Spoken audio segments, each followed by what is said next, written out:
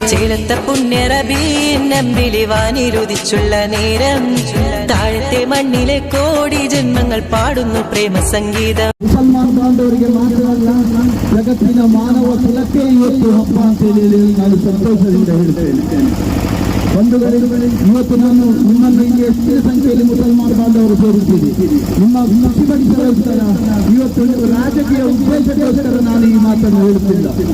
ಯಾಕಂದ್ರೆ ಇವತ್ತು ಮೊಹಮ್ಮದ್ ಪೈಗಂಬರವರು ನಿಮ್ಮ ಅವರ ಧರ್ಮಕ್ಕೆ ಮಾತ್ರವಲ್ಲ, ಇಡೀ ಮಾನವ ಕುಲಕ್ಕೆ ಒಳ್ಳೆಯ ಸಂದೇಶವನ್ನು ಮಾಡಿದ್ದಾರೆ. ಇವತ್ತು ಜಗತ್ತಿನ ಎಲ್ಲ ಧರ್ಮಗಳಿಗೂ ಸಮಾನತೆಯ ಹಕ್ಕಿನ ಸಂದೇಶವನ್ನು ಮಾಡಿದವರು ಮೊಹಮ್ಮದ್ ಪೈಗಂಬರವರು. ಹೆಣ್ಣು ಮಗು ಹುಟ್ಟಿದ ತಕ್ಷಣ ಗುಂಡಿಯಲ್ಲಿ ಹಾಕಿ ಮಣ್ಣು ಮುಚ್ಚುವಂತ ಕೆಲಸ ಈ ಹಿಂದೆ ಆಗ್ತಿತ್ತು.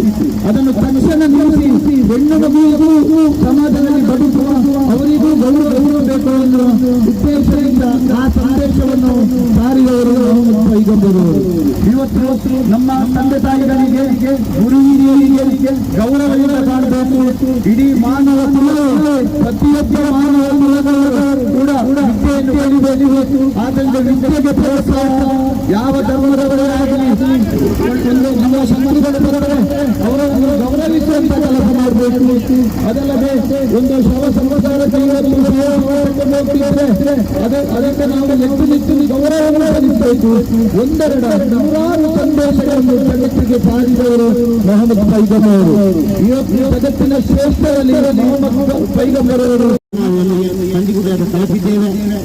ಇನ್ನು ಮುಂದಕ್ಕೆ ಕೂಡ ನಮ್ಮ ಕಾರ್ಯಕ್ರಮ ಮಸೀದಿಯಲ್ಲಿ ಬಹುಮಾನ ಕಾರ್ಯಕ್ರಮ ನಡೆಯಲಿದೆ.